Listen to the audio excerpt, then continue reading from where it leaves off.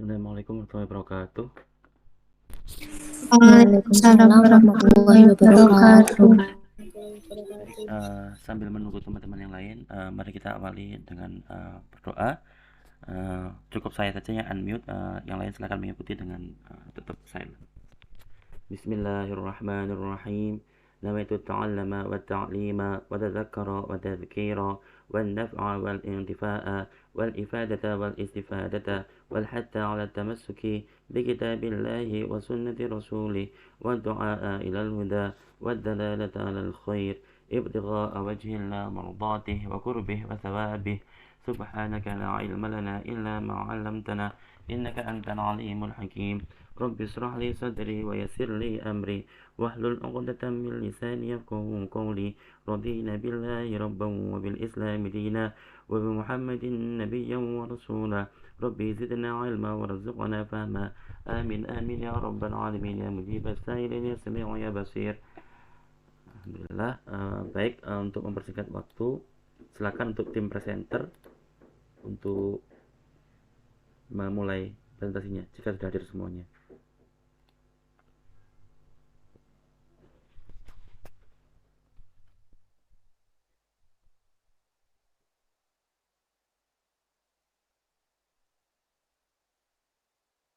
Mbak Nauro, Mbak Adira, Mbak Ines, Mbak Auci.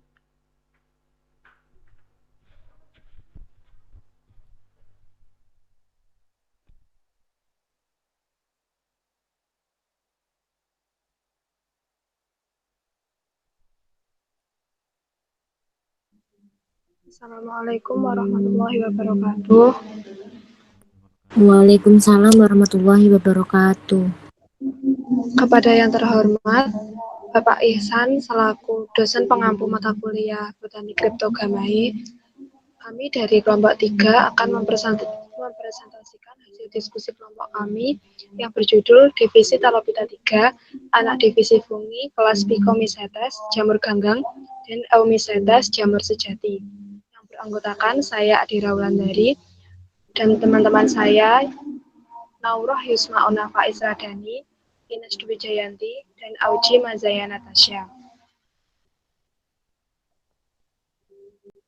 Untuk pembahasan yang pertama adalah Phycomycetes dan klasifikasi. Phycomycetes memiliki banyak persamaan dengan ganggang sehingga disebut jamur ganggang. Hidup di dalam air sebagai parasit atau saprofit. Perkembangbiakan secara seksual dengan konjugasi dan aseksual dengan membentuk spora. Karakteristik jamur ini memiliki hifat tidak bersekat. Contoh Phycomycetes, jamur roti, Rhizopus stolonifer. Warna hitam pada roti adalah jamur yang hidup pada roti tersebut.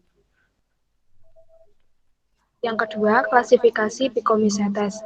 Yang pertama, Myxocytridiales. Yang kedua, Cytidiales.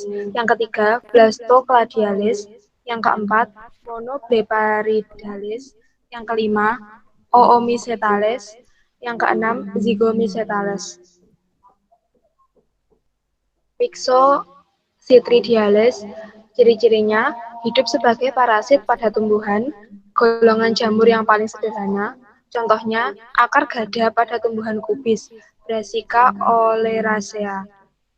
Cytridiales, ciri-cirinya hidup sebagai saprofit atau parasit pada tumbuhan dan binatang air, contohnya Rhizopodium pollinis.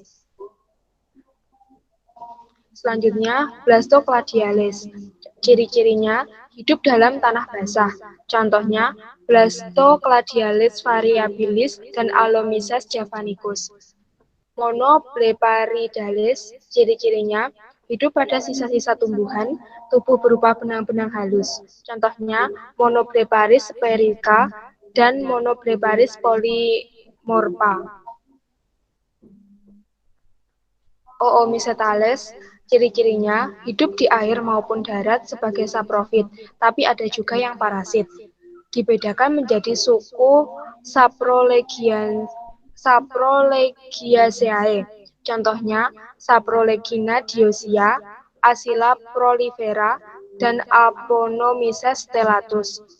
Selanjutnya, Zygomycetales, ciri-cirinya bangsa ini mencakup beberapa suku. Di antaranya Musor musedo hidup pada kotoran hewan dan roti. Musor javanicus terdapat pada ragi tempe. Chlamydomusor oryzae, Rhizopus oryzae, nigriscans memiliki peran penting dalam pembuatan tempe dan oncom putih. Empusa muscae menyebabkan penyakit pada lalat.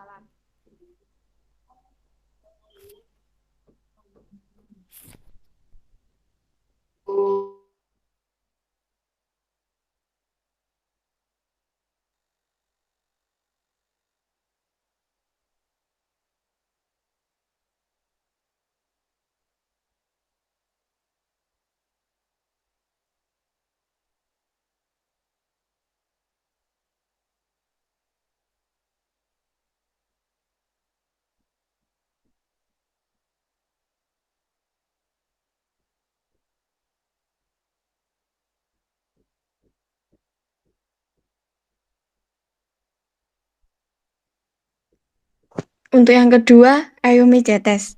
Adapun ciri-cirinya, mesilium bercabang dan bersekat. Dinding selnya terdiri dari kitin.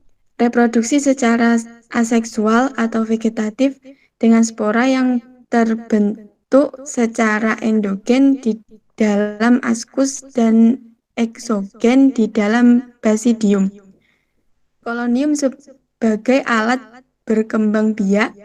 Berdasarkan alat perkembang biakannya, Eumycetes dibedakan menjadi 3, yaitu yang pertama anak kelas Ascomycetes, yang kedua anak kelas Basidiomycetes, yang ketiga adalah Deuteromycetes.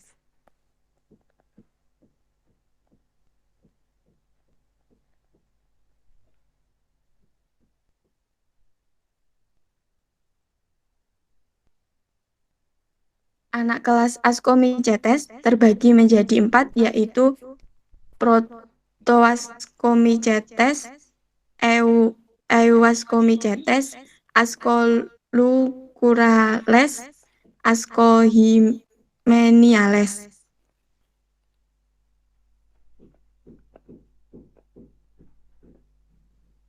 Untuk yang pertama,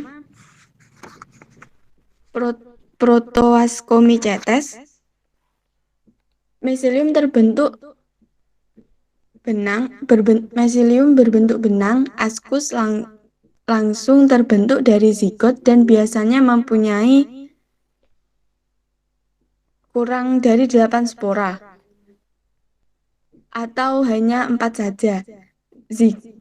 Zigot terbagi dari 2 gametongium yang sama bentuk dan besarnya, dan gametongium di mana terdapat pengumpulan dari plasma dan inti dianggap sebagai gametongiumnya yang betina.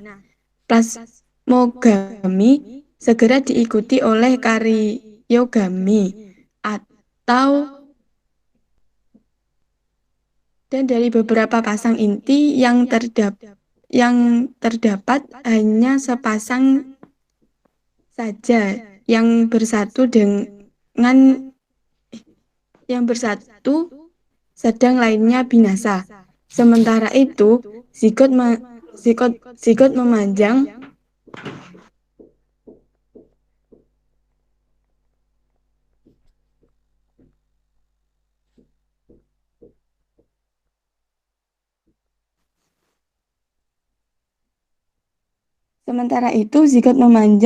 inti yang diploid mengadakan pembelahan reduksi yang kemudian menurut pembentukan sel yang bebas membentuk akosporanya.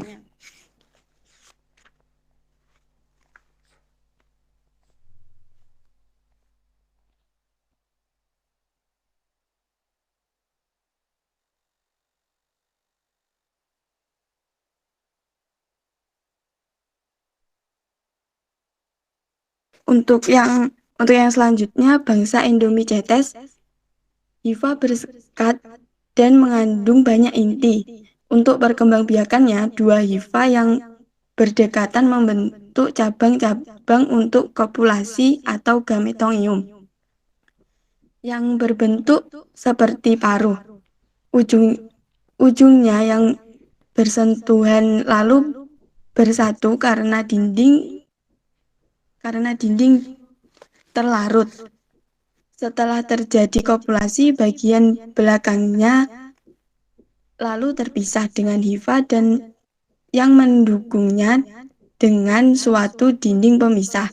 Baru setelah terjadi kopulasi, dapat kita lihat perbedaan jenis kelamin antara kedua gametongium itu.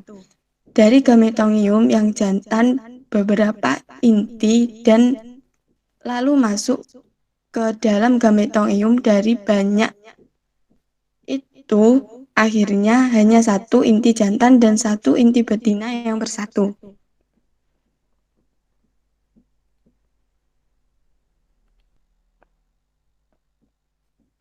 Yang kedua, Euskomicetes. Cendawan yang termasuk golongan ini mempunyai askus di dalamnya sejumlah aksospora yang tetap, yaitu selalu 8. Pada Euskomicetes, askus tidak langsung terbentuk dari zigot yang berasal dari peleburan dua gametongium.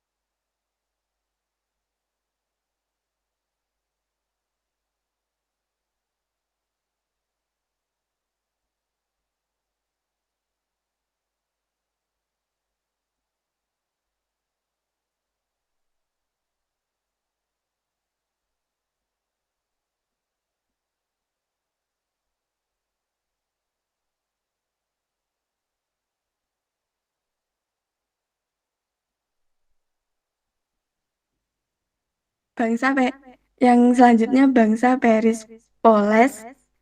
Mohon maaf, ini ada kesalahan dalam penulisannya. Yang benar adalah bangsa Perisporiales. Yang kopulasi antara Axogonium dan Antheridium akhirnya menghasilkan badan buah yang diselubungi oleh suatu dinding yang dinamakan peridium. Peridium bulat atau bangun perisai tertutup dengan sebuah lubang pada bagian atasnya.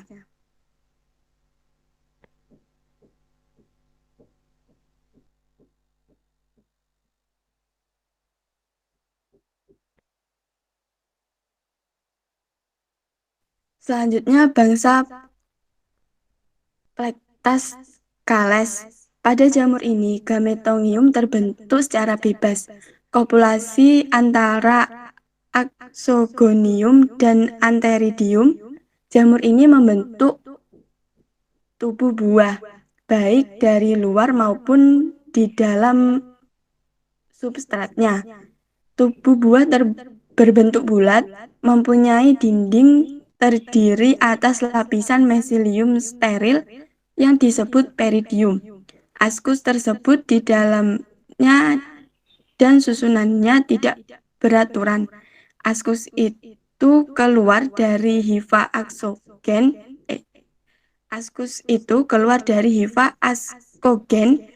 dan mengandung 2-8 spora. Cara membukanya, tubuh buah juga tidak beraturan. Pada berbagai jenis, selain tubuh buah, terdapat pula pembentukan conidium dan conidiofora yang seringkali malah lebih banyak daripada tubuh buahnya.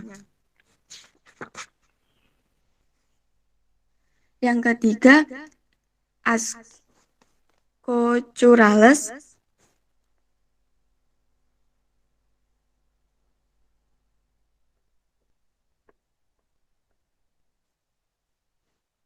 Ascocurales mempunyai tubuh buah yang terbentuk sebelum terjadinya alat-alat kelamin. Tubuh buah itu dinamakan pseudotesium. Pseudotesium terdiri atas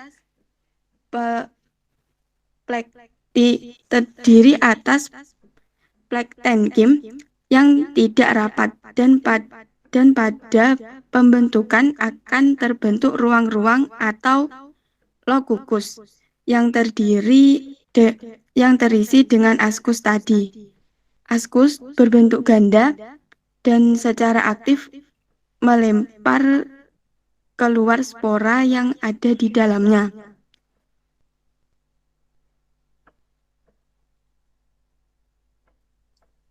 Anak kelas Ascomycetes yang terakhir yaitu Ascomymenales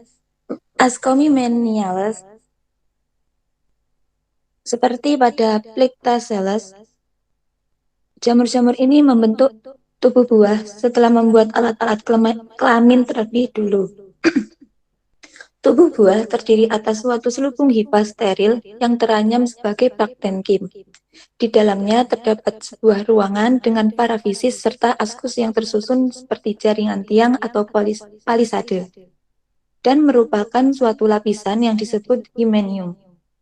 Pada puncak tubuh buah terdapat suatu lubang, jalan keluar spora yang secara aktif dilemparkan oleh askus. Gulungan ini terdiri dari bangsa Phrenomycetales, bangsa Discomycetales, bangsa Tuberales, bangsa Exoacelles, dan bangsa Labellariales. Bangsa Phrenomycetales memiliki karakteristik yaitu yang pertama sebagian hidup sebagai parasit dan sebagian sebagai saprofit pada kayu yang lapuk, kotoran hewan, dan lain-lain. Yang kedua, tubuh-tubuh buah berupa perithecium yang berbentuk botol atau bulat. Contoh dalam warga suku ini yang bersifat parasit yaitu suku Hippocereaceae, misalnya Claviceps purpurea. Perlu kalian ketahui bahwa jamur ini hidup sebagai parasit dalam bakal buah Gramineae, terutama pada sesale sereal. Yang kedua, bangsa Discomycetales. Karakteristiknya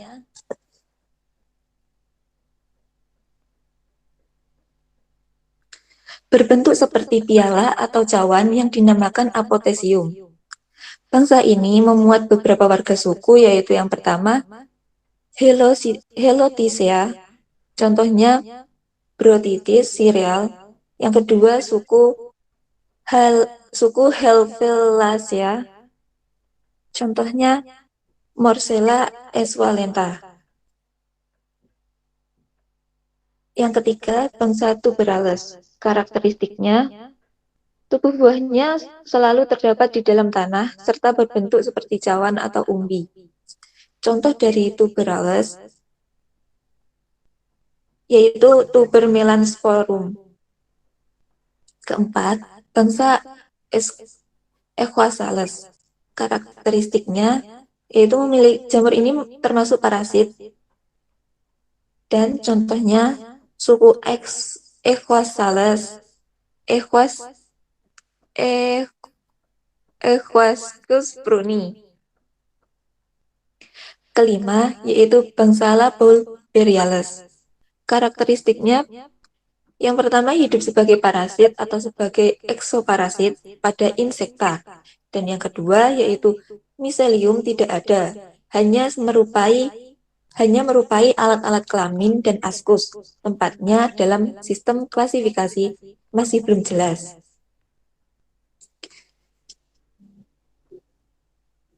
Anak kelas yang kedua yaitu Basidiomycetes. Pada Basidiomycetes terdapat suatu organ yang karakteristik baginya seperti askus pada Ascomycetes, yaitu basidium. Basidium ini merupakan suatu badan Basidium ini merupakan suatu badan yang melalui penonjolan atau pembentukan sterigma selalu membentuk 4 spora. Basidium ini terdiri atas satu sel yang membesar atau terbentuk ganda dengan 4 ekspospora padanya atau bersekat-sekat. Jadi, terdiri atas beberapa sel yang masing-masing membentuk satu basidiospora. Berdasarkan bentuk dan susunan basidiumnya, yang dibedakan menjadi 2, yaitu Holobasidiomycetes. Basidium terdiri atas satu sel, dan yang kedua yaitu Pragmobasidiomycetes. Basidium bersekat-sekat terbagi menjadi 4 bagian sel. Karakteristik Holobasidiomycetes sendiri yaitu yang pertama terdapat pada kayu-kayu yang lapuk. Yang kedua, hidup bersimbiosis pada akar tumbuh-tumbuhan. Yang ketiga yaitu tumbuh pada musim-musim tertentu, seperti di Eropa dan Indonesia. Yang keempat yaitu membentuk tubuh buah yang besar, seperti payung terbuka. Yang kelima yaitu perkembangan jamur berbeda-beda. Pada Holobasidiomycetes terdapat beberapa bangsa, yaitu yang pertama bangsa Hemonomycetes yang memiliki karakteristik basidium terkumpul merupakan yang pertama basidiumnya terkumpul itu merupakan himenium. Himenium itu jika sudah masak kebanyakan terletak bebas di atas tubuh buah atau gimnokrap. Dan kedua yaitu spora luar, dan yang ketiga yaitu spora luar biasanya banyak dan secara aktif dilemparkan basidiumnya.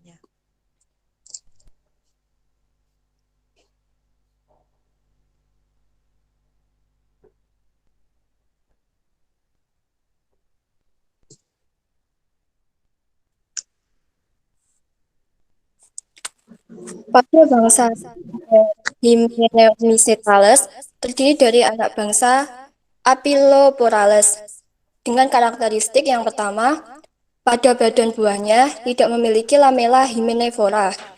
Hymenium terletak bebas di tubuh buah atau gymnokrap. Sebagian besar hidup pada kayu, mempunyai enzim yang dapat menguraikan lignin. Contohnya, suku Polyporoceae, yakni Ganoderma aplanatum atau jamur kayu. Anak bangsa yang kedua yakni anak bangsa Agaricales. Dengan karakteristik, tubuh jamur biasanya berbentuk payung dengan tangkai yang letaknya sentral. Struktur tubuh buah terdiri dari tudung, bilah, dan tangkai. Hymenifora membentuk lamela, dapat juga tonjolan berupa bulu-bulu. Hymenium terletak di bawah. Contohnya, suku Agaricaceae, yakni Fulvariale Fulvaceae atau jamur merang. Bangsa yang kedua yakni bangsa Gasteromycetales. Dengan karakteristik, tubuh buah tertutup dan bentuknya kurang lebih bulat. Tubuh buah dalam dinamakan gleba. Hidup sebagai saprofit dalam tanah yang mengandung banyak humus dalam hutan dan di antara rumput-rumputan. Bangsa ini memuat beberapa suku, yaitu yang pertama, suku Palaceae, yakni Dictyphora indusiata. Yang kedua, suku Lycoperdeceae, yakni Lycoperdon pratense atau jamur kelentos.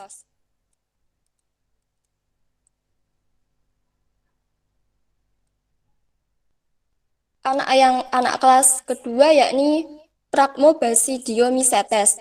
Dengan karakteristik, basidiumnya bersekat-sekat melintang terbagi menjadi 4 sel. Bisa juga basidiumnya bersekat-sekat membujur. Masing-masing sel menunjukkan satu spora.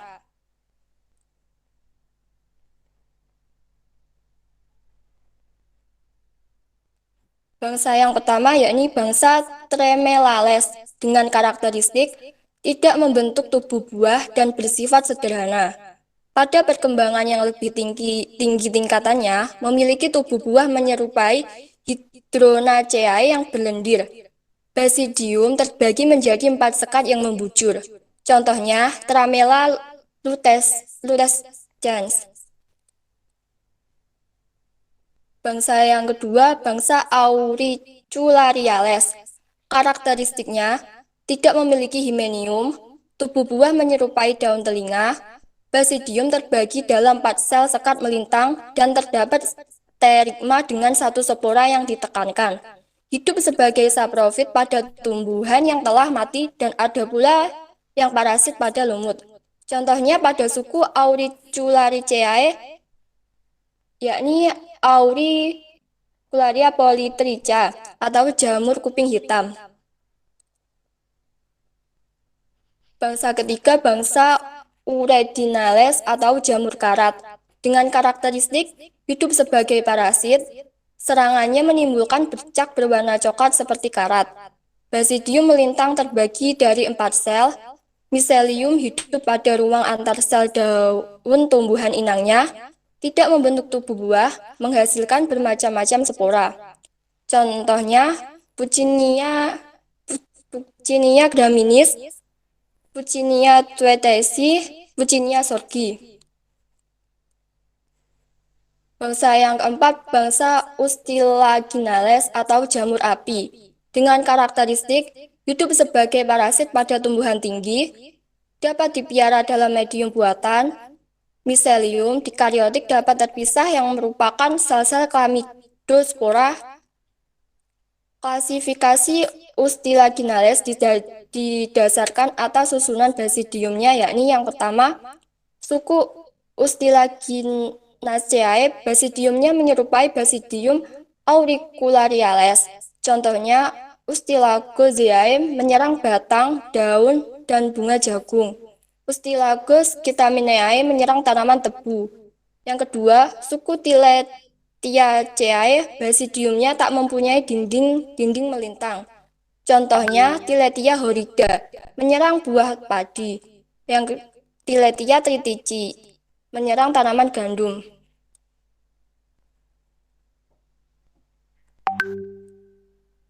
Anak kelas yang ketiga yakni Deuteromycetes atau yang biasa disebut dengan cendawan yang tidak sempurna. Karakteristiknya, cendawan yang berkembang biak dengan conidiumnya, tetapi askus dan basidiumnya tidak ditemukan. Banyak menimbulkan penyakit pada tanaman budidaya. Contohnya, Helminthosporium oryzae, Sclerotium rolfsi.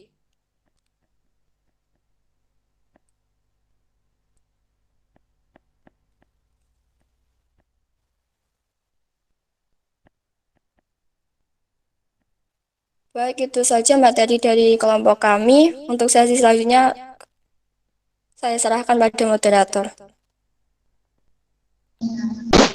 Terima kasih. Untuk selanjutnya adalah sesi tanya jawab. Dari kelompok kami membuka 4 pertanyaan. Bagi yang ingin bertanya, silakan.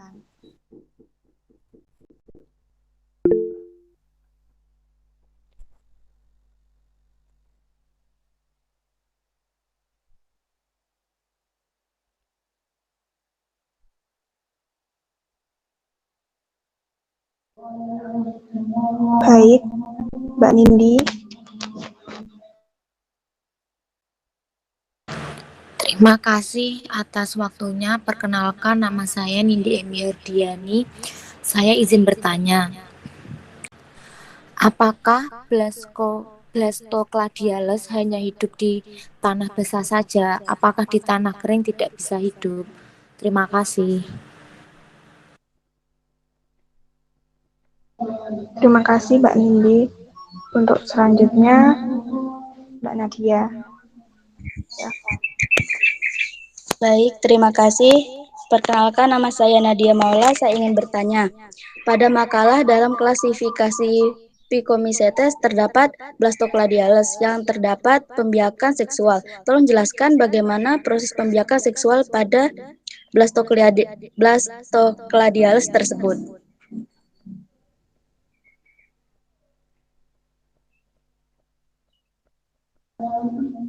Baik, selanjutnya Mbak Afranisa. Perkenalkan, nama saya Afganisa Chandra Salvana. Saya izin bertanya, kan pada makalah di dalam PPT bahwa Phycomycetes itu memiliki persamaan dengan ganggang, sehingga disebut dengan jamur ganggang. Lalu persamaan tersebut seperti apa? Terima kasih. Sama-sama. Untuk selanjutnya Mbak Iza.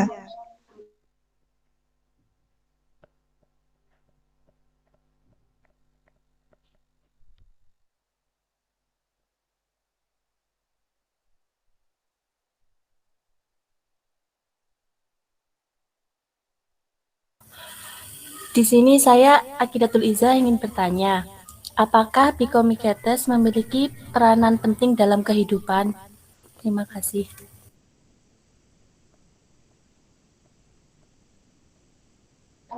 Terima kasih atas pertanyaannya. Pertanyaannya kita tampung dulu ya, didiskusikan terlebih dahulu.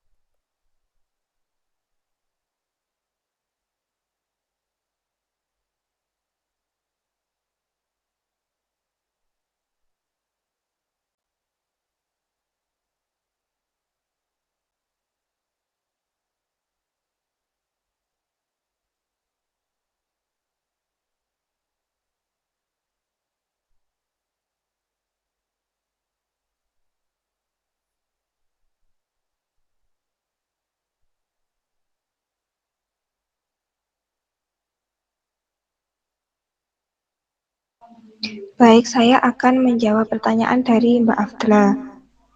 Tadi pertanyaannya persamaan antara jamur ganggang dan Phycomycetes ya, Mbak? Iya, Mbak. Kalau dari jurnal yang saya cari kemarin, itu persamaannya dari segi bentuk, Phycomycetes itu menyerupai ganggang. Dalam kata lain itu kemiripannya dalam segi morfologi. Tapi untuk spesifikasinya, ciri-ciri lebih spesifikasinya itu saya belum menemukan. Jadi intinya itu persamaannya itu dari segi morfologinya. Nanti lebih spesifikasinya gimana bisa tanya ke Pak Ihsan. Terima kasih.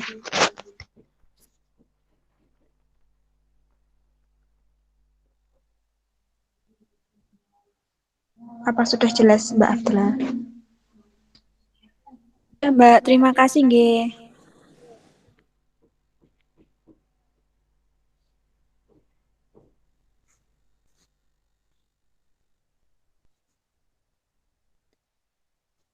Baik, selanjutnya saya akan menjawab pertanyaan dari Mbak Nindi. Untuk jawabannya adalah sepertinya hanya hanya bisa tumbuh pada tanah yang basah. Karena menurut buku yang saya baca menjelaskan bahwa Blastocladiales hidup dalam tanah yang basah. Karena rata-rata jamur hidupnya di tempat yang lembab dan basah. Mohon maaf, saya kurang tahu untuk bisa hidup di tempat kering atau tidak. Untuk lebih jelasnya bisa dijelaskan oleh Bapak Ihsan. Bagaimana Mbak Nindi? Iya Mbak Tasya, terima kasih. Ya, sama-sama.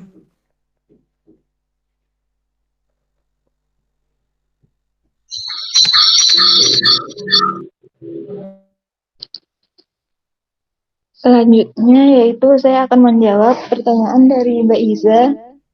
Tadi kan pertanyaannya, apakah psikomimesis memiliki peran penting dalam kehidupan? Menurut yang saya ketahui bahwa psikomimesis memiliki peran.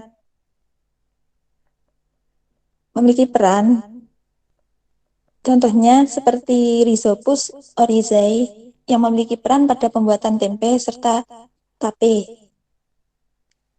Tanpa adanya tape tersebut bisa tidak terjadi. Telah diketahui kira-kira 400 spesies jamur yang dapat menyerang serangga atau tungau. Hampir seluruh entomopatogen atau patogen serangga tergolong dalam kelompok jamur Psikomimesis dan Deuteromimesis. Jadi intinya, tanpa adanya Psikomimesis, pembuatan tampe dan tape tersebut tidak akan jadi. Jadi memiliki peran penting. Bagaimana Mbak Iza? Ya, terima kasih atas jawabannya. Ya, sama-sama.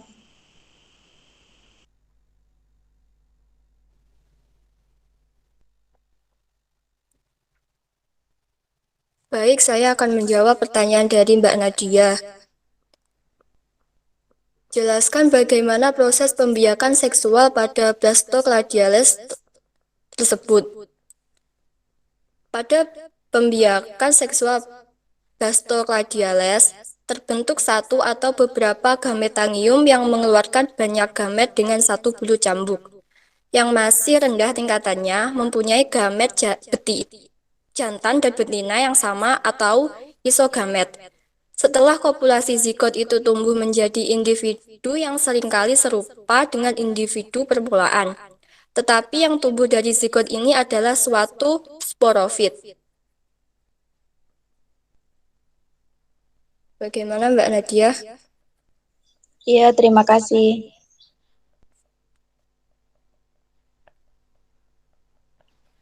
Mungkin cukup sekian yang bisa disampaikan dari kita kelompok 3. Kurang lebihnya mohon maaf. Untuk selanjutnya kita kembalikan ke Bapak Ihsan. Wassalamualaikum warahmatullahi wabarakatuh. Waalaikumsalam. Sebelumnya mohon maaf kalau misalkan nanti kedengaran suara agak bising ya, karena sampai sekarang tetangga masih proses pembangunan masjid, jadi mohon dimaklumi. Baik, pertama terima kasih untuk tim presenter telah mempresentasikan dengan sangat baik, cukup baik. Cuman tentu saja demi kebaikan bersama ada beberapa saran dari saya terkait teknis, entah itu penyampaian presentasi maupun teknis pembuatan PowerPoint ya. Jadi yang pertama yang masih saya temukan baik di kelompok presenter pertama dulu dan yang kedua dan yang ketiga sampai sekarang, yaitu Jadi jangan sampai kelompok berikutnya nanti masih melakukan hal yang sama. Ya minimal di PowerPoint jangan sampai terjadi hal yang sama. Tapi kalau di makalah ya dimaklumi karena makalah kan sudah dikumpulkan semua. Ya. Tapi kalau PowerPoint, jadi apa yang saya maksud yaitu terkait penulisan kata-kata ilmiah. Ya masih saya temukan di kelompok 3 tadi beberapa kata ilmiah sudah ditulis secara italik, benar. Tapi di beberapa slide masih saya temukan beberapa kata ilmiah itu masih ditulis secara sama, jadi tidak diitalikan, tidak dimiringkan. Nah, jadi yang benar kata-kata asing atau kata-kata ilmiah, nama-nama ilmiah dari spesies itu ditulis menggunakan huruf italik atau huruf miring. Itu sangat penting, jadi mohon diperhatikan untuk kelompok-kelompok berikutnya. Kemudian lagi-lagi terkait pronunciation atau pelafalan, ya, pelafalan kata-kata asing. Ya. Jadi mohon tim presenter selalu mempersiapkan. Jadi kan kalau mau presentasi kan hendaknya dibagi ya. Misalkan tadi Mbak Adira itu slide berapa sampai slide berapa. Kemudian Mbak Nauroh itu slide berapa sampai slide berapa. Maaf. Kemudian Mbak Ines slide nomor berapa sampai slide nomor berapa, dan begitu pula Mbak Auji dari slide berapa sampai slide berapa. Ya. Hendaknya itu juga dipersiapkan. Kalau di slide-slide itu nanti ada kata-kata yang sulit, ya mohon dicari cara pembacaannya di internet ya. Misalkan tadi yang beberapa hal yang sangat-sangat ketara jelas itu ketika menyebutkan misalkan pelafalan cetes itu ya. Misalkan eumicetes ya. Jadi yang benar itu eumicetes, C-nya itu dibaca seperti S ya. Bukan eumicetes, picomicetes ya. Jadi mohon perhatikan, jadi yang benar adalah micetes ya, pakai seperti dibaca dengan S ya. Kemudian beberapa penggunaan kayak tadi auriculaceae ya, bukan CAE tapi C. Jadi auriculaceae atau misalkan yang lain-lain pakainya CAE di belakang kata itu bacanya cuma C ya. Jadi saya belum ada contohnya tadi, tapi auricularias misalkan ada contoh random saja, auriculaceae bacanya adalah auricularice ya. Kemudian auricularis ya, bukan auricularis ya. C-nya dibaca seperti K ya. Jadi auricula ya. Jadi beberapa kata-kata ilmiah yang sudah umum dibaca itu hendaknya dibaca dengan benar, karena itu juga bisa menaikkan nilai teman-teman sebagai presenter di depan audiens ya. Jadi sebagai presenter kita tuh harus tampil sepercaya diri mungkin ya. Jangan sampai kita sebagai presenter itu kelihatan tidak percaya diri, maka bisa dipastikan kalau kita nggak percaya diri, maka audiens pun juga akan lebih nggak percaya diri dengan kita ya. Maka materi yang kita sampaikan pun akan menjadi terdowngrade ya. Jadi akan menjadi tidak menarik lagi bagi audiens. Tapi kalau kita sebagai presenter itu bisa tampil dengan percaya diri, maka audiens pun akan melihat kita, oh ini presenternya percaya diri, berarti meyakinkan, maka materinya pun akan menjadi menarik ya. Jadi meskipun materinya nggak menarik sebenarnya, tapi kalau sebagai presenter kita percaya diri, maka materi yang nggak menarik tadi bisa tampak menarik karena pembawaan diri kita. Sebaliknya, materi yang menarik tapi kalau kita menyampaikan dengan tidak menarik, maka yang jadinya adalah tidak menarik juga. Jadi mohon terus diasah percaya dirinya supaya apa-apa yang muncul dari kita, yang keluar dari mulut kita itu menjadi hal yang menarik. Itu terkait penampilan. Kemudian tadi slide ya. Kan slide-nya kebetulan kelompok 3 ini membuat slide yang sangat lengkap ya. Sangat lengkap itu bagus sekali. Cuman bagi beberapa audiens termasuk saya pribadi itu tadi beberapa kali mengalami miss ya, atau kehilangan arah. Maksudnya apa? Kayak tadi kan pertama kita bahas tentang picomicetes sama eumicetes ya, itu dua kelompok yang paling besar yang kita pelajari pada hari ini. Nah, cuman kemudian kan masing-masing kelompok tadi itu punya anak kelas. Misalkan contoh eumicetes itu ada menjadi ascomicetes, Basidiomycetes, kemudian Deuteromycetes. Nah, hendaknya ketika mbak-mbak presenter menerangkan tentang Ascomycetes, itu dikasih gambar kecil di pojokan slide-nya. Itu Ascomycetes ini apa? Maksudnya bagiannya gimana? Jadi dibuatkan kayak grafik itu atau skema. Jadi Ascomycetes ini apanya Eumycetes. Ya, supaya ketahuan. Jadi kadang-kadang kan kita tadi jelaskan Eumycetes di awal, kemudian kita jelaskan Ascomycetes, kadang-kadang kita lupa Ascomycetes ini apanya Eumycetes ya. Oh, kalau memang Ascomycetes itu adalah anak kelas dari kelas Eumycetes, maka grafiknya adalah Ascomycetes, kemudian dikasih garis, baru Ascomycetes ya. Kemudian ketika membahas tentang Basidiomycetes, ya maka dikasih garis juga, kasih skema juga. Oh, Eumycetes itu punya anak kelas selain Ascomycetes, Basidiomycetes. Dibuat gambar kecil aja, grafik kecil aja. Jadi untuk peta. Jadi supaya audien itu bisa bisa memahami, oh iya sih, oh ternyata Basidiomycetes ini levelnya sama dengan Ascomycetes karena dua-duanya sama-sama anak kelas dari Eumycetes. Hal yang sama juga nanti kita letakkan di slide-nya Deuteromycetes. Supaya nanti kita ngeh, oh Deuteromycetes ini juga sama posisinya dengan Ascomycetes, dengan Basidiomycetes, yang mana ketiganya ini merupakan anak kelas dari Eumycetes. Jadi dibuat seperti peta kecil, grafik bagan. Jadi setiap audien nanti akan bisa cepat ingat, oh ini berarti anak kelas dari Eumycetes. Hal yang sama juga kita letakkan di anak kelasnya Picomycetes. Misalkan tadi membahas tentang Myxocitridiriales ya. Jadi biar kelihatan, oh ini ternyata anak kelas dari Picomycetes. Jadi bukan bagian dari Eumycetes. Jadi dibuat peta kecil di setiap slide, misalkan di pojok kiri atas, pojok kiri bawah, pojok kanan atas, pojok kanan bawah, sekedar untuk memberikan informasi yang cepat kepada audien bahwa yang saya terangkan saat ini adalah bagian dari divisi kelas ini, anak kelas ini ya. Jadi itu saran untuk slide-nya. Nah, kemudian ya ini yang tadi sedikit perlu dihindari ya. Apa itu? Pengucapan kata-kata ini bahwa oh maaf kami presenter belum bisa menjawab dengan lengkap, nanti bisa ditanyakan kepada Pak Iksan. Nah, itu mending nggak usah dikatakan ya, toh memang nanti di akhir saya akan memberikan jawaban. Tapi ketika di presentasi hal itu hendaknya tidak diucapkan ya, meskipun kita sekarang masih latihan ya, karena kita kuliah masih latihan, tapi takutnya nanti menjadi kebiasaan. Jadi hal-hal semacam itu jangan sampai disampaikan ya. Dulu ketika saya masih S1, saya itu pernah dimarahin oleh dosen, sangat dimarahin, gara-gara saya yaitu ketika presentasi semacam ini saya itu tidak serius, tidak ya kan ini cuma latihan, saya ngomongnya gitu ya.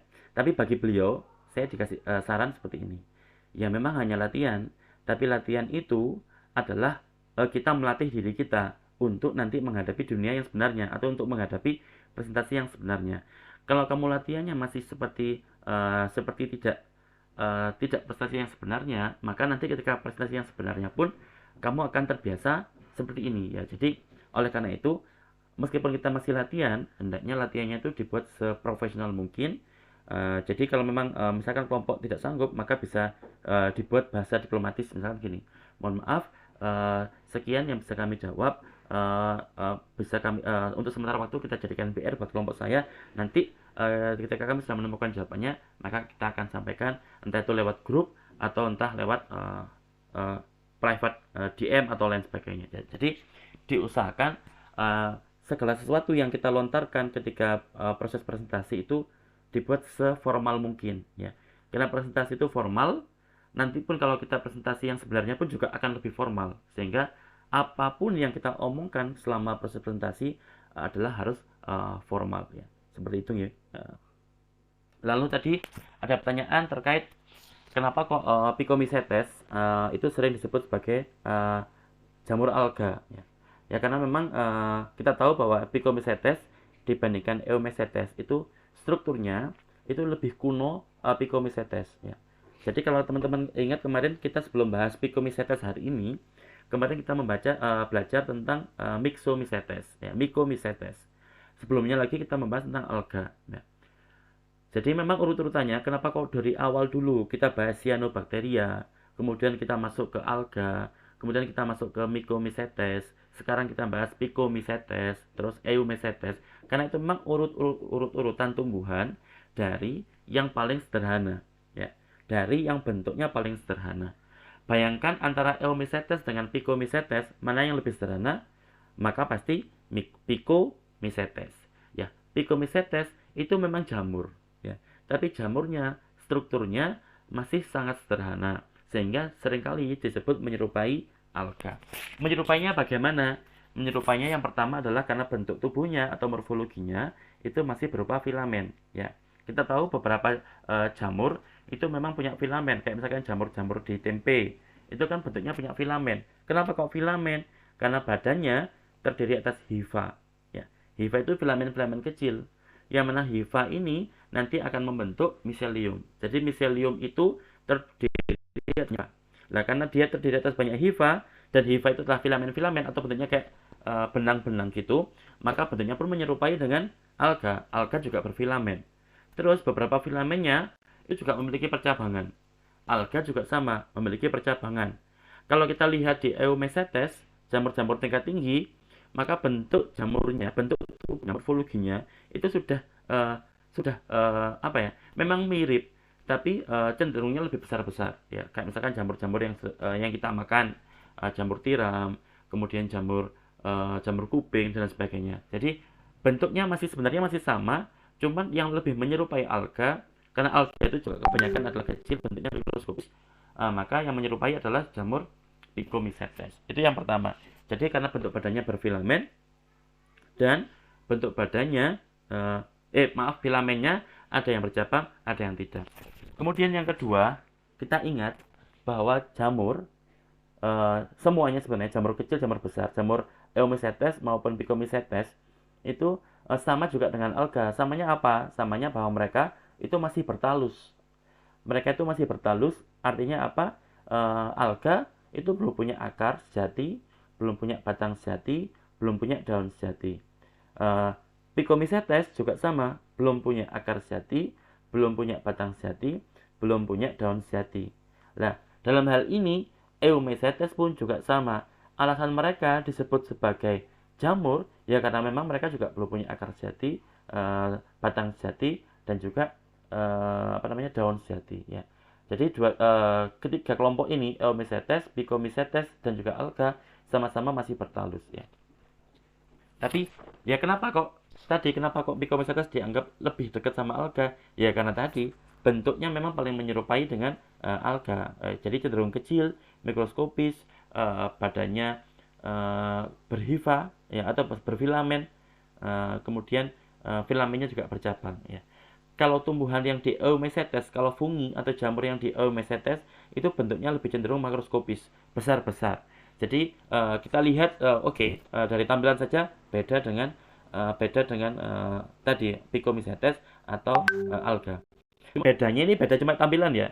Kalau kita lihat strukturnya itu sama. Jadi jamur besar pun itu juga sama-sama dibuat dari hifa, terdiri dari hifa. Hifanya nanti membentuk miselium. Jadi strukturnya itu sebenarnya sama, cuma kalau tampilan kasat mata dengan mata telanjang kita itu Picomycetes lebih menyerupai alga. Kemudian sama-sama tinggal di lingkungan berair. Ya benar tadi penjelasan dari Mbak siapa tadi? Mbak Tasya. Ya. Mayoritas jamur itu memang memerlukan bisa hidup di daerah yang basah atau berair. Mengapa? Karena mereka itu perlu kelembapan. Kelembapan itu bisa berguna untuk sporanya mereka, ya. Jadi sporanya itu bisa cepat nempel. Jadi kalau sporanya terbang oleh angin, maka ketika mereka bertemu daerah yang lembab, spora itu akan terjatuh dan mudah menempel, jatuh ke tanah, dan di tanah itu nanti dia akan langsung terjadi germinasi atau terjadi pertumbuhan. Karena pertumbuhan itu butuh air, butuh stimulus oleh air. Maka seringkali jamur-jamur, baik jamur Picomycetes maupun Eumycetes, itu memerlukan daerah yang basah. Yang bukan basah yang basah banget, bukan. Tapi daerah yang lembab atau berair. karena air yang sedikit pun itu cukup untuk membuat spora itu tumbuh ya. Tapi kalau di daerah kering, seringkali spora itu akan dorman, akan akan berhenti dulu tumbuhnya, nunggu nanti ketika lembab, menjadi lembab. Jadi kalau lembab dia langsung tumbuh. Makanya nggak heran kalau misalkan teman-teman masih punya halaman di belakang rumah ya, atau bahasa Jawanya barongan ya. Di belakang rumah barongan itu seringkali ketika musim kemarau itu tidak ada jamur ya. Tapi di tempat yang sama ketika musim hujan itu baru keluar jamur. Ya mengapa? Ya karena ketika di musim kemarau spora itu akan diam, jadi akan berhenti bertumbuh. Tapi ketika nanti dia terkena air, sedikit air saja itu akan merangsang atau menstimulus pertumbuhan dari spora-spora yang sudah ada. Jadi sporanya sudah ada dari dulu, tapi tidak tumbuh. Tapi ketika hujan, baru nanti dia akan tumbuh dengan sangat cepat. Ya. Jadi ketiga-tiganya, Eumycetes, Phycomycetes, kemudian alga juga cenderung hidup di daerah yang berair atau daerah yang lembab. Karena tadi air penting bagi pertumbuhan spora mereka. Kemudian mengapa Phycomycetes itu dianggap mirip sama alga sehingga kadang-kadang disebut sebagai jamur alga? Karena memang pertumbuhan aseksualnya dia berdua sama, itu fragmentasi. Kita tahu alga itu tumbuhnya secara aseksual itu dengan memfragmentasi atau membelah diri. Dan hal yang sama juga kita temui di Phycomycetes. Ya, banyak Phycomycetes yang tumbuh aseksualnya itu menggunakan pembelahan diri. Ya, jadi oleh karena itu kenapa Phycomycetes disebut sebagai jamur alga? Ya karena memiliki kesamaan dengan alga. Kan kalau di jamur yang tinggi atau jamur sejati Eumycetes itu sudah memiliki spora yang seksual. Ya, misalkan tadi ada ascospora atau kemudian kalau di Basidiomycetes ada Basidiospora dan lain sebagainya ya. Tapi kalau di Phycomycetes pertumbuhan aseksualnya masih menggunakan pembelahan diri ya. Meskipun juga mereka juga punya spora aseksual ya, tapi mereka kemiripan dengan alga adalah mereka masih memiliki kemampuan untuk membelah diri. Kemudian meskipun alga sama Phycomycetes itu sudah lebih canggih daripada bakteri, karena kebanyakan bakteri itu masih uniseluler atau besar tunggal. Di bakteri itu seringkali ada beberapa bakteri itu yang tidak memiliki inti sel ya. Jadi mereka masih di beberapa tumbuhan lebih tingkat rendah itu masih tidak memiliki membran nukleus, membran inti, sehingga mereka disebut sebagai tumbuhan prokariotik ya. Organisme prokariotik, organisme yang tidak punya membran inti. Jadi bagian inti sel sama bagian sitoplasma itu masih menyatu. Tapi kalau di alga dan yang lebih tinggi dari Phycomycetes, mereka itu sudah masuk golongan eukariotik, yaitu sel eukariotik, yaitu sel yang sudah memiliki selaput yang membatasi antara inti sel dengan sitoplasma. Jadi antara sitoplasma, cairan sel, dengan bagian inti sel itu sudah ada membran nukleusnya. Ya, jadi ada membran intinya. Jadi itu yang menyebabkan kenapa kok Phycomycetes dan alga disebut memiliki kesamaan. Meskipun nanti kalau jamur yang sejati sampai nanti tumbuhan tingkat tinggi semuanya punya membran inti. Ya, jadi mereka semuanya sudah punya membran inti. Semakin tinggi tumbuhan, semakin mereka sudah memiliki membran inti ya, membran inti. Tapi kalau yang paling rendah baru alga yang memiliki membran inti. Lebih rendah dari alga itu belum memiliki membran inti. Contohnya bakteria ya. Bakteria itu belum memiliki membran inti sehingga mereka disebut sebagai organisme prokariotik ya. Jadi itu bedanya antara bakteria dengan alga ataupun bakteria versus Phycomycetes. Tapi kalau alga dan Phycomycetes sama-sama sudah memiliki membran inti sel. Kemudian ya karena mereka masih bertalus ya, Phycomycetes dengan alga itu adalah tumbuhan bertalus ya. Begitu pula Eumycetes sebenarnya juga mereka tumbuhan bertalus yang artinya tidak punya akar sejati, tidak punya batang sejati, tidak punya daun sejati ya. Mereka pun tidak memiliki jaringan pembuluh di dalam tubuhnya, karena ya hifanya itu di Phycomycetes maupun di Eumycetes ya hifanya itulah yang berperan sebagai pembuluh ya. Jadi untuk nyerap air, untuk nyerap makanan dari lingkungan, ya pakai hifa itu. Ya. Hifanya ada yang bersekat, hifanya ada yang tidak bersekat. Tapi intinya alga sama Phycomycetes itu sama-sama belum memiliki jaringan pembuluh. Ya. Beda nanti kalau misalkan sudah bertemu dengan tanaman paku atau tanaman yang lebih tinggi, misalkan beringin, pohon beringin, atau kemudian nanti ada pohon pepaya, ada pohon cabai dan lain sebagainya. Mereka sudah punya pembuluh, yaitu xilem sama phloem. Kalau alga dan juga Phycomycetes maupun Eomycetes itu sebenarnya belum punya jaringan pembuluh. Ya. Jadi memang masih mirip. Ya. Jadi jamur Phycomycetes, jamur tingkat rendah, itu memiliki banyak sekali kemiripan dengan Eomycetes. Meskipun dalam hal pembuluh ini semuanya sama. Alga, Phycomycetes, Eomycetes itu memiliki kesamaan di antara semuanya. Sama-sama belum punya jaringan pembuluh. Nanti baru ketika kita ngomong masalah tumbuhan paku, itu sudah ada beberapa yang memiliki pembuluh. Ya. Kemudian nanti lebih tinggi lagi, kita masuk misalkan wortel, tumbuhan cabai, kemudian jagung, itu sudah mulai memiliki pembuluh. Ya. Karena mereka tumbuhan tingkat tinggi yang nggak kita bahas di botani cryptogamy. Ya. Kemudian organ reproduksi seksual pada alga maupun pada Phycomycetes itu belum memiliki pelindung. Ya. Jadi semakin tinggi nanti memiliki pelindung. Makanya nggak heran kalau di tumbuhan-tumbuhan tingkat tinggi itu mereka punya bunga. Yang bunga itu sebenarnya untuk melindungi biji-bijinya. Yang mana biji itu merupakan organ reproduksi. Ya. Tapi kalau tumbuhan tingkat rendah cenderung terbuka. Kenapa kok terbuka? Yaitu tadi supaya mudah terkena angin. Ketika terkena angin dia akan terbang. Ketika dia terbang dan kemudian jatuh di suatu lokasi, di tempat itulah dia akan langsung cepat tumbuh. Ya, jadi untuk memudahkan proses pertumbuhannya. Jadi memang Allah menciptakan makhluk yang lebih sederhana itu dengan struktur yang fungsional. Ya. Jadi strukturnya itu semua fungsional, sederhana saja tapi fungsional. Jadi itulah salah satu kebesaran Allah, tidak perlu kompleks-kompleks, yang penting fungsional.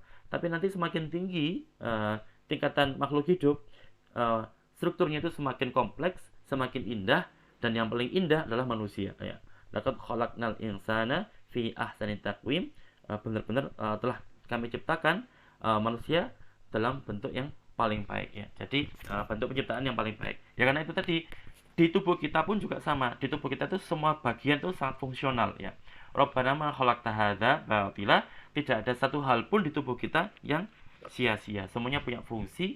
Bahkan termasuk sampai nun sewu, amandel itu yang dulunya dianggap orang nggak punya fungsi, ternyata belakangan ketahuan amandel fungsinya untuk sistem imun, ya, pertahanan tubuh. Kemudian tulang belakang yang katanya dulu nggak punya fungsi, tapi ternyata sekarang juga ketahuan punya fungsi yang sangat penting. Oleh karena itu kebanyakan orang yang pernah jatuh duduk, itu malah mereka banyak yang cacat. Ya mengapa? Ya karena tulang belakang ini sangat penting. Tulang ekor maksud saya tulang ekor itu sangat penting untuk keseimbangan. Ya. Jadi memang jadi itulah makhluk hidup yang sederhana pun semua bagian tubuhnya sangat penting. Ya karena lagi-lagi itu untuk menunjukkan bahwa Allah itu maha kuasa dan maha sempurna. Ya. Itu tanggapan dari saya. Kemudian pertanyaan dari siapa tadi Mbak? Ya pastinya Phycomycetes pasti memiliki banyak sekali peranan bagi manusia. Salah satunya tadi dia untuk ini termasuk ketika ada roti-roti yang busuk, kan sebenarnya keberadaan jamur itu untuk menguraikan. Ya. Jadi kalau nggak ada jamur-jamur pembusuk, maka roti pun juga akan lama terurainya. Apalagi roti-roti yang memiliki zat pengawet. Jadi pengurainya akan butuh waktu yang sangat lama. Tetapi dengan keberadaan Phycomycetes, mereka sebenarnya adalah pengurai yang sangat baik, yang mereka menguraikan segala sesuatu yang ada di muka bumi ini. Makanya nggak heran mereka juga disebut sebagai organisme saprofitit, yang mengambil makanan dengan menguraikan sisa-sisa makanan atau sampah-sampah organik yang ada di sekitar kita. Jadi mereka membantu itu. Kemudian juga mereka membantu kita untuk proses pembuatan tempe. Ya, pembuatan tempe juga memerlukan bantuan dari organisme-organisme dari golongan Phycomycetes maupun Eomycetes. Jadi banyak sekali peranan-peranan jamur, baik itu jamur yang tingkat rendah yaitu Phycomycetes maupun jamur yang tingkat tinggi yaitu Eomycetes. Maaf, ada kelas hari ini setelah ini? Halo? Tidak. Ya, tidak. Tidak, Ya, Bu. baik. Boten. Tidak ada, Pak. Oh iya, terima kasih. Baik, kalau gitu ini yang terpenting terakhir kan pekan depan itu kan UTS. Ya. UTS. Jadi UTS ini besok pekan depan itu online. Insya Allah ya online. Jadi di jam yang sama dengan jadwal kuliah kita yaitu hari Jumat jam ke-1 dan jam ke-2 ya. Insya Allah nanti medianya adalah Google Form. Jadi mohon teman-teman mempersiapkan hari Jumat jam ke-1 jam ke-2 kita akan UTS. Kemudian pekan depannya lagi kan sudah liburan ya. Jadi mohon maaf saya lihat tanggalan dulu. Jadi kita UTS-nya adalah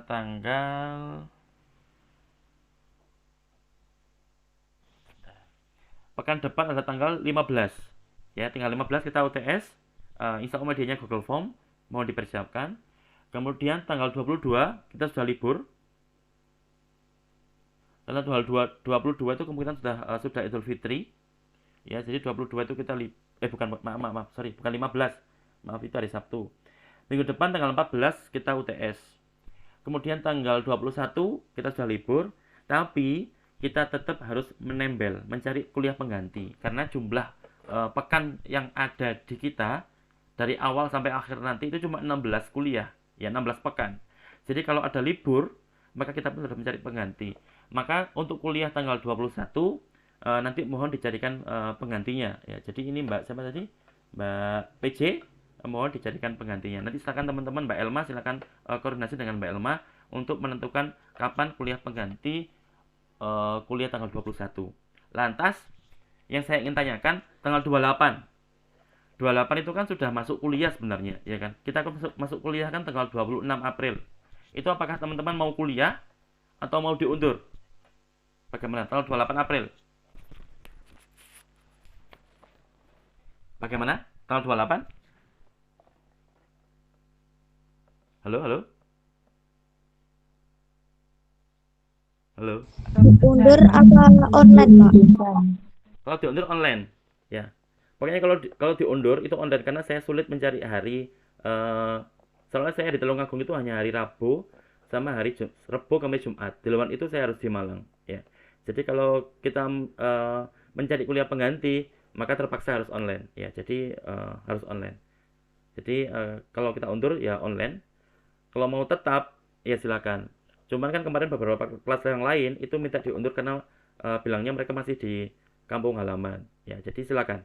Kalau mau diundur ya bisa kita mulai pekan berikutnya yaitu tanggal misalkan tanggal 25 ke atas itu insya Allah sudah bisa.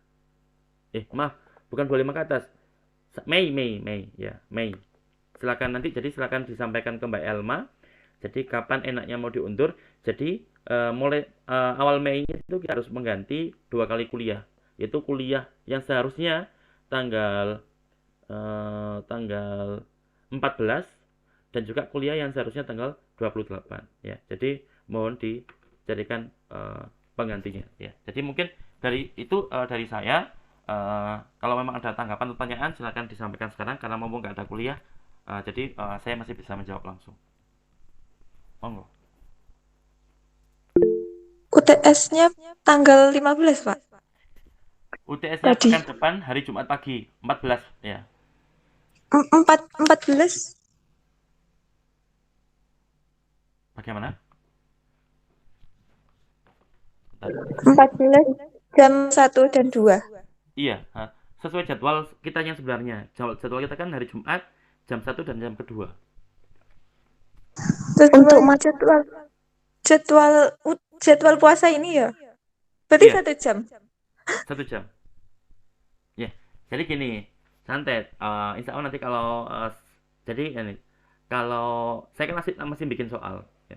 Insya Allah saya usahakan cukup dijawab 1 jam.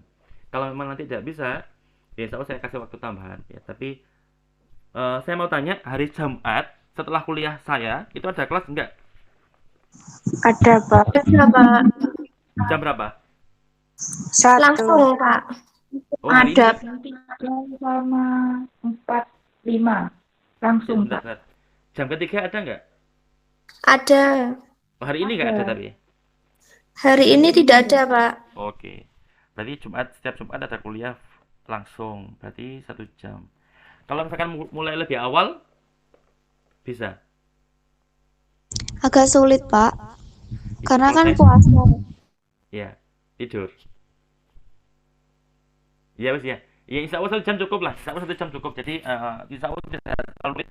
Jadi silakan dipersiapkan saja hari Jumat. Atau kalau memang kalian punya opsi hari lain yang bisa lebih tenang, ya silakan.